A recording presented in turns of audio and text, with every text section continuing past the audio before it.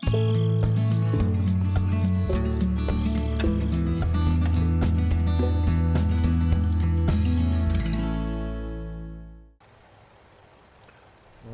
to Thueringer, Farming Simulator 15. We now continue in our reading of Zane Grey's book, The Desert of Wheat, Chapter 27. The monstrous possibility that had consumed Kurt Dorn for many months at last became an event. He had arrived on the battle front in France. All afternoon, the company of United States troops had marched from far back of the line, resting as darkness came on, at a camp of reserves and then going on. Artillery fire had been desultory during this march. The big guns that had rolled their thunder miles and miles were now silent. But an immense activity and a horde of soldiers back of the lines brought strange leaden oppression to Kurt Dorn's heart. The last slow travel of his squad over dark, barren space and through the deep, narrow, winding lanes in the ground had been a nightmare ending to the long journey. France had not yet become clear to him. He was a stranger in a strange land. In spite of his tremendous interest and excitement, all seemed abstract matters of his feeling. The plague of himself made actuality the substance of dreams. That last day, the accumulation of months of training and travel, had been one in which he had observed, heard, talked, and felt in a nervous and fevered excitement. But now he imagined he could not remember any of it. His poignant experience with the Blue Devils had been a reality he could never forget. But now this blackness of subterranean cavern, this damp, sickening odor of earth, this presence of men, the strange, muffled sounds, all these were unreal. How had he come here? His mind labored with a burden strangely like that on his chest. A different, utterly unfamiliar emotion seemed rising over him. Maybe that was because he was very tired and very sleepy. Sometime that night he must go on duty. He ought to sleep. It was impossible. He could not close his eyes. An effort to attend to what he was actually doing disclosed the fact that he was listening with all his strength. For what? He could not answer then. He heard the distant, muffled sounds and low voices nearer, and thuds and footfalls. His comrades were near him. He heard their breathing. He felt their presence. They were strained and intense. Like him, they were locked up in their own prison of emotions. Always heretofore, on nights that he lay sleepless, Dorn had thought of the two things dearest on earth to him, Lenore Anderson and the golden wheat hills of his home. This night he called up Lenore's image. It hung there in the blackness, a dim, pale phantom of her sweet face, her beautiful eyes, her sad lips, and then it vanished. Not at all could he call up a vision of his beloved wheat fields. So the suspicion that something was wrong with his mind became a certainty. It angered him, quickened his sensitiveness even while he despaired. He ground his teeth and clenched his fists and swore to realize his presence there and to rise to the occasion as had been his vaunted ambition. Suddenly he felt something slimy and hairy against his wrist, then a stinging bite. A rat. A trench rat that lived on flesh. He flung his arm violently and beat upon the soft earth. The incident of surprise and disgust helped Dorn at least in one way. His mind had been set upon a strange and supreme condition of his being there, of an emotion about to overcome him.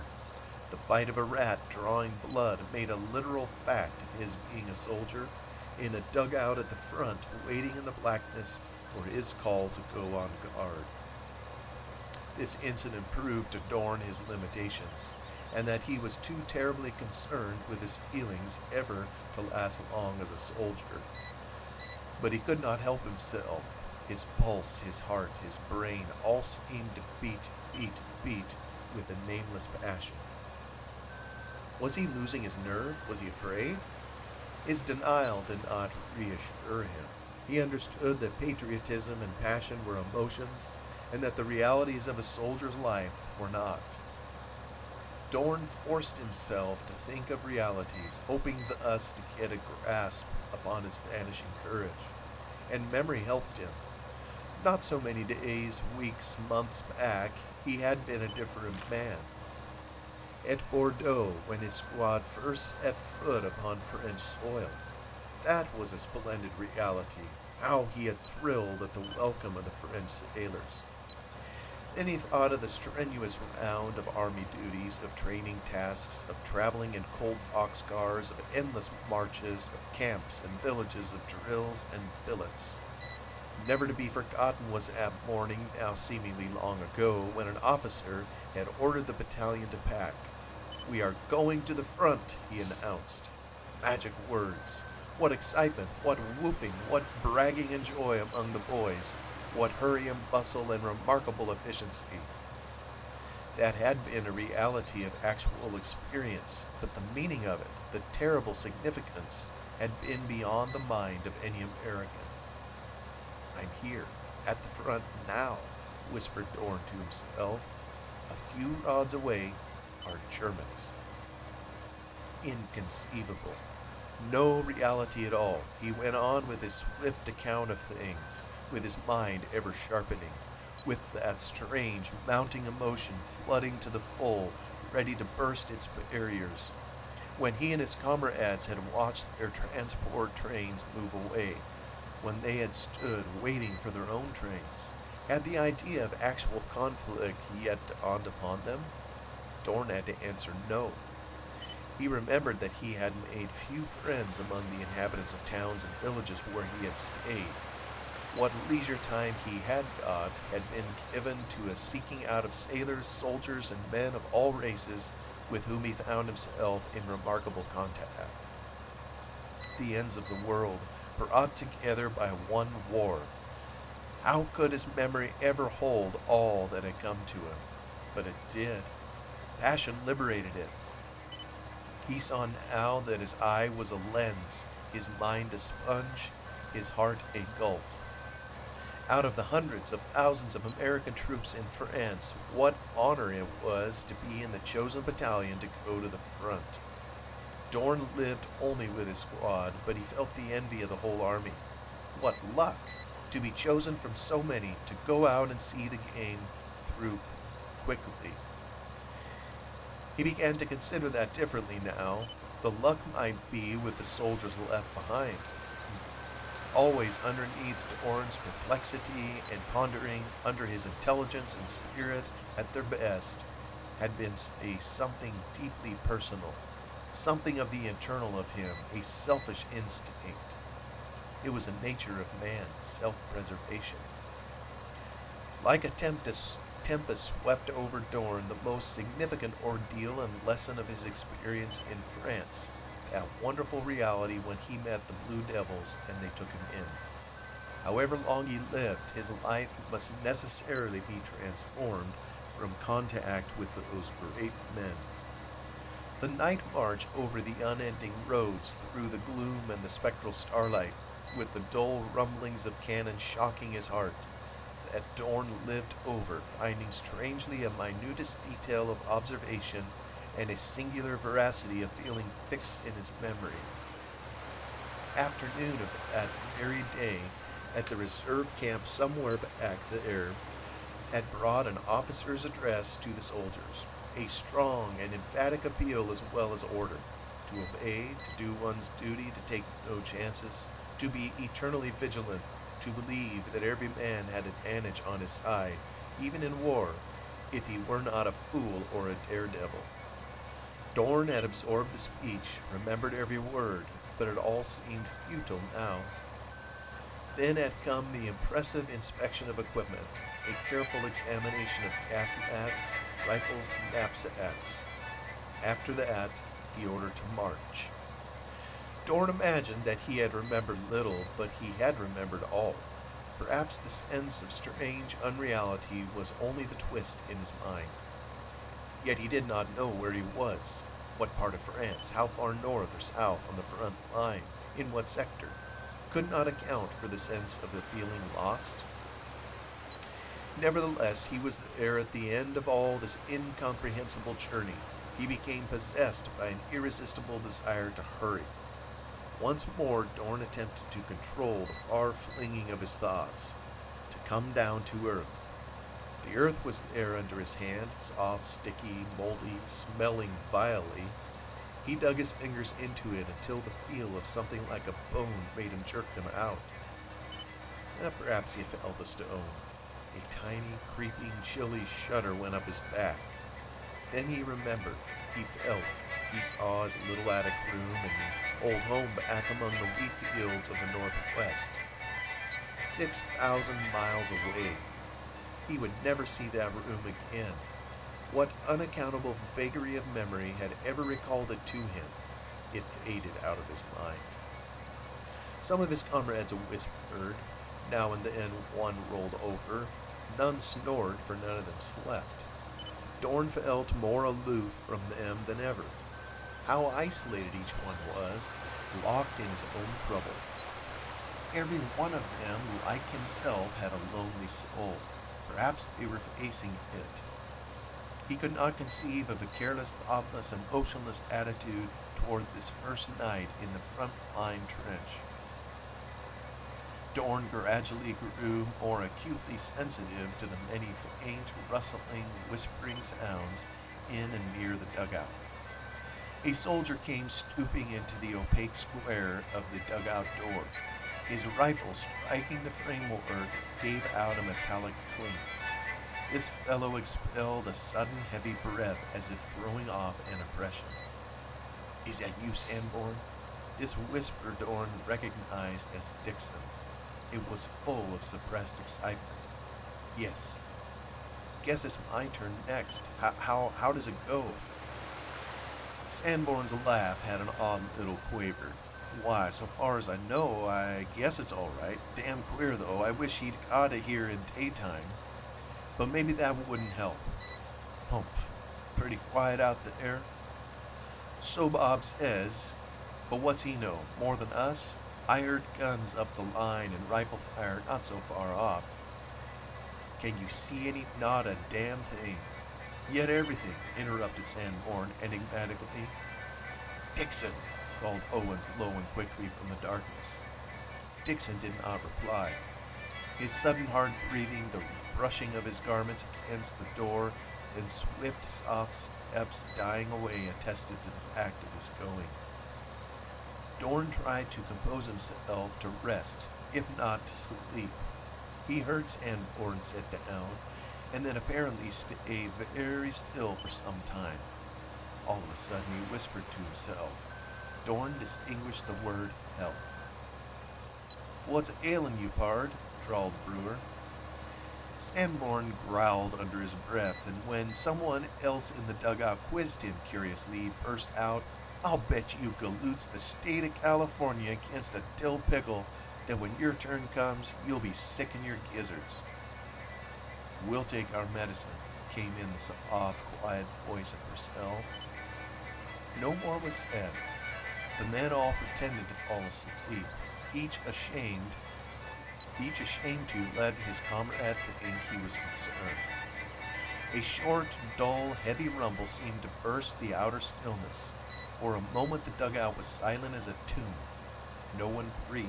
Then came a jar of the earth, a creaking of shaken timbers. Someone gasped involuntarily. Another whispered, "My God, the real thing." Dorn wondered how far away that jarring shell had alighted. Not so far. It was the first he had ever heard explode near him. Roaring of cannon, exploding of shell. This had been a source of everyday talk among his comrades. But the jar, the tremble of the earth, had a dreadful significance. Another rumble, another jar, not so heavy or so near this time, and then a few sharply connected reports. Clamped Dorn as in a cold vice. Machine gun shots. Many thousand machine gun shots had he heard, but none with the life and the spite and the spang of these. Did he imagine the difference? Cold as he felt, he began to sweat. and continually as he wiped the palms of his hands, they grew wet again. A queer sensation of lightheadedness and weakness seemed to possess him. The roots of his willpower seemed numb. Nevertheless, all the more revolving and all-embracing seemed his mind. The officer in his speech a few hours back had said the sector to which the battalion had been assigned was alive. By this he meant that active bombardment, machine gun fire, hand grenade throwing, and gas shelling, or attack in force, might come any time, and certainly must come as soon as the Germans suspected the presence of American force opposite them. That was the stunning reality to Dorn, the actual existence of the Huns a few rods distant. But realization of them had not brought him to the verge of panic. He would not flinch at confronting the whole German army, nor did he imagine he put a great price upon his life, nor did he have any abnormal dread of pain, nor had the well-remembered teachings of the Bible troubled his spirit. Was he going to be a coward because of some incalculable thing for him, a force operating against him? Already he sat there, shivering and sweating, with the load on his breast growing laborsome, with all his sensorial being absolutely at keenest edge. Rapid footfalls halted his heartbeats. They came from above, outside the dugout, from the trench. "Dorn, come out!" called the corporal. Dorn's response was instant, but he was as blind as if he had no eyes, and he had to feel his way to climb out. The indistinct, blurred form of the corporal seemed half merged in the pale gloom of the trench. A cool wind whipped at Dorn's hot face. Surcharged with emotion, the nature of which he feared, Dorn followed the corporal, stumbling and sliding over the wet boards, knocking bits of earth from the walls, feeling a sick, icy gripe in his bowels. Some strange light flared up, died away. Another rumble, distinct, heavy, and vibrating. To his left, somewhere, the earth received a shock. Dorn felt a wave of air that was not wind. The corporal led the way past motionless men peering out over the top of the wall and onto a widening, where an abutment of filled bags loomed up darkly. Here the corporal cautiously climbed up breaks in the wall and stooped behind the fortification. Dorn followed. His legs did not feel natural. Something was lost out of them. Then he saw the little figure of Rogers beside him. Dorn's turn meant Rogers' relief. How pale against the night appeared the face of Rogers. As he peered under his helmet at Dorn, a low whining passed in the air overhead. Rogers started slightly. A thump sounded out there, interrupting the corporal, who had begun to speak. He repeated his order to Dorn, bending a little to peer into his face. Dorn tried to open his lips to say he did not understand, but his lips were mute. Then the corporal led Rogers away. That moment alone, out in the open with the strange, windy pall of the night, all enveloping, with the flares, like sheep lightning along the horizon, with a rumble here and a roar there, with whistling fiends riding the blackness above, with a series of popping, impelling reports, seemingly close in front, that drove home to Gerd Dorn a cruel and present and unescapable reality. At that instant, like bitter fate, shot up a rocket or a star flare of calcium light, bursting to expose all underneath in pitiless radiance. With a gasp that was a sob, Dorn shrank flat against the wall, staring into the fading circle, feeling a creep of paralysis. He must be seen. He expected the sharp, biting series of a machine gun or the bursting of a bomb. But nothing happened, except that the flare died away. It had come from behind his own lines. Control of his muscles had almost returned when a heavy boom came from the German side. Miles away, perhaps, but close. That boom meant a great shell speeding on its hideous mission. It would pass over him. He listened. The wind came from that side. It was cold, it smelled of burnt powder, it carried sounds he was beginning to appreciate. Shots, rumbles, spats, and thuds. Whistles of varying degree, all isolated sounds. Then he got a strange, low moaning. It rose. It was coming fast. It became an oh, oh, oh, oh, oh. Nearer and nearer, it took on a singing whistle. It was passing, no, falling. A mighty blow was delivered to the earth, a jar, a splitting shock to windy darkness. A wave of heavy air was flung afar, and then came the soft, heavy thumping of falling earth. That shell had exploded close to the place where Dorn stood. It terrified him. It reduced him to a palpitating, stricken wretch, utterly unable to cope with the terror. It was not what he had expected. What were words, anyhow? By words alone he had understood this shell thing. Death was only a word, too, but to be blown to atoms? It came every moment to some poor devil. It might come to him. But that was not fighting. Somewhere off in the blackness, a huge iron monster belched this hell out upon defenseless men. Revolting and inconceivable truth. It was Dorn's ordeal that his mentality robbed this hour of novelty and of adventure, that while his natural physical fear incited panic and nausea and a horrible convulsive internal retching, his highly organized, exquisitely sensitive mind, more like a woman's in its capacity for emotion, must suffer through imagining the infinite agonies that he might really escape. Every shell, then, must blow him to bits. Every agony of every soldier must be his. But he knew what his duty was, and as soon as he could move, he began to edge along the short beat. Once at the end, he drew a deep and shuddering breath, and, fighting all his involuntary instincts, he peered over the top.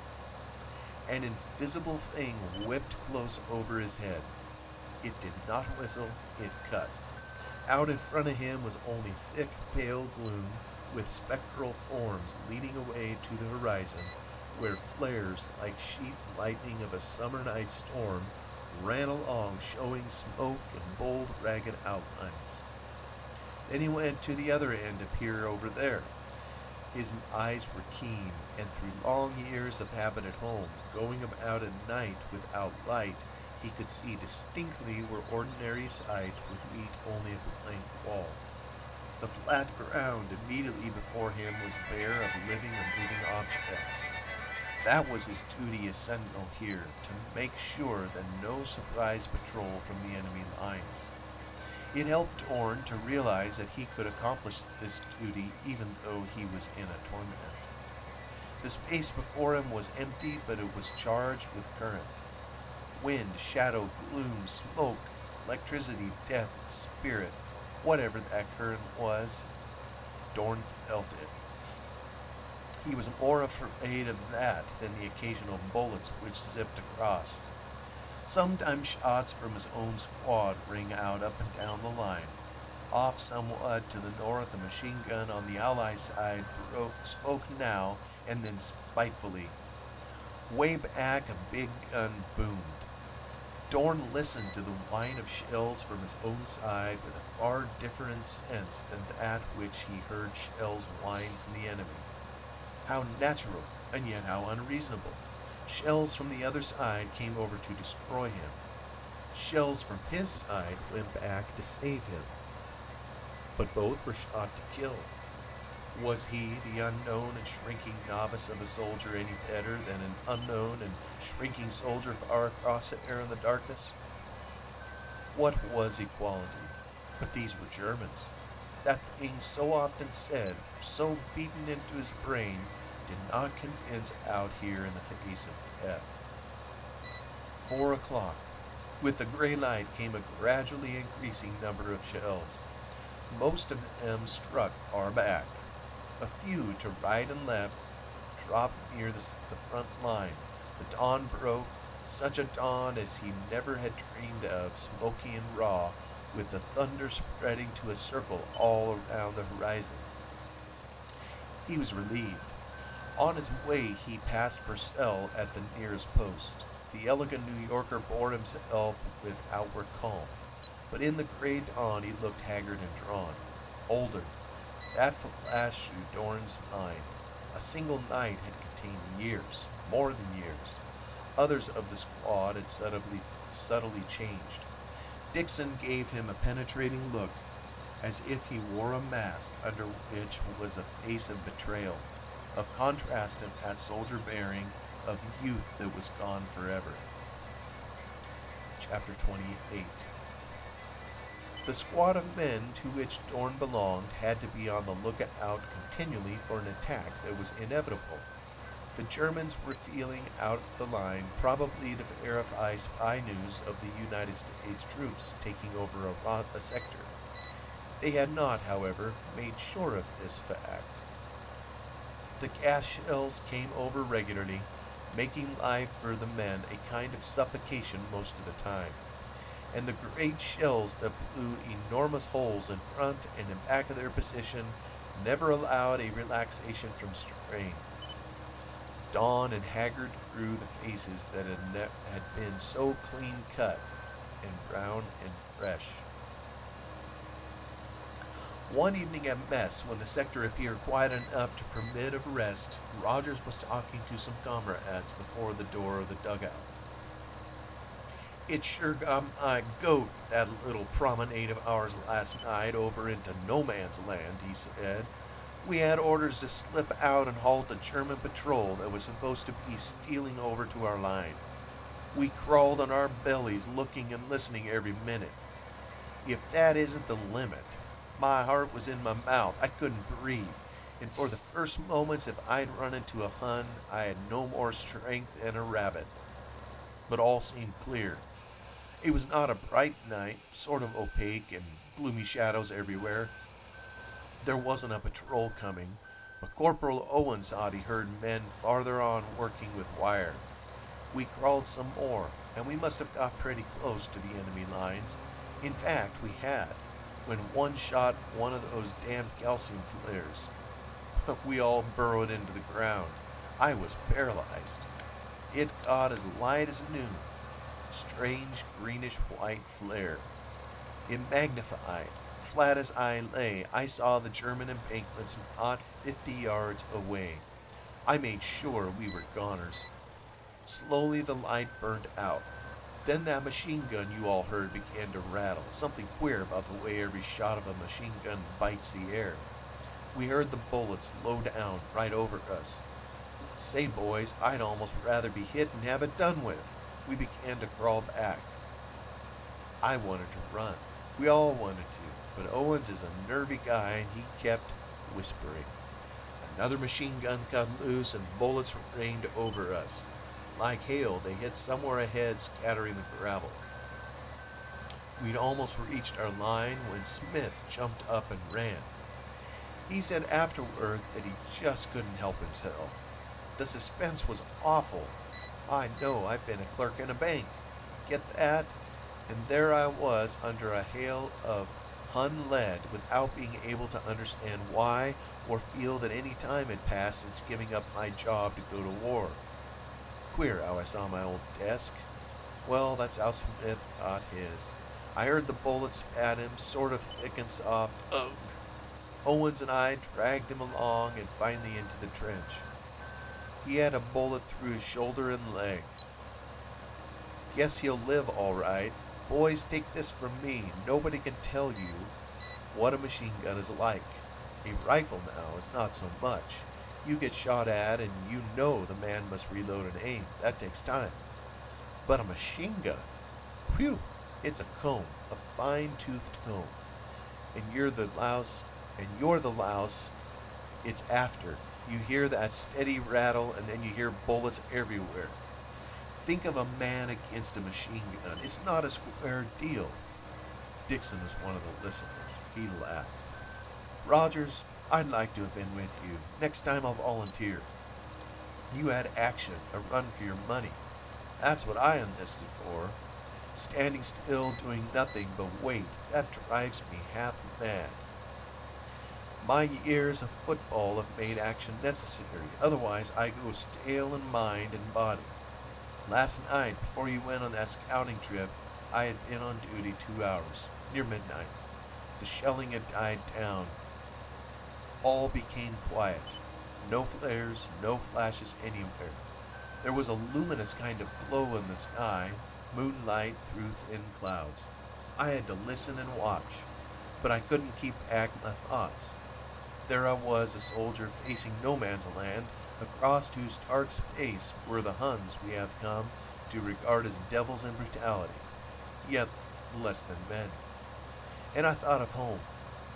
No man knows what home reality is until he stands that lonely midnight guard. A shipwrecked sailor appreciates the comforts he once had. A desert wanderer lost and starving remembers the food he once wasted. A volunteer soldier facing death in darkness thinks of his home. It is a hell of a feeling, and thinking of home I remembered my girl.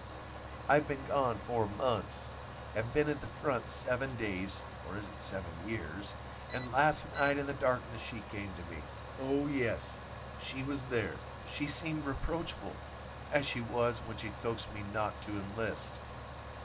My girl was not one of the kind who sends her lover to war and swears she will die an old maid unless he returns. Mine begged me to stay home, or at least wait for the draft. But I wasn't built that way. I enlisted. And last night I felt the bitterness of a soldier's fate. All this beautiful stuff is bunk. My girl is a peach. She had many admirers, two in particular that made me run my best down the stretch. One is clubfoot. He couldn't fight. The other is all yellow.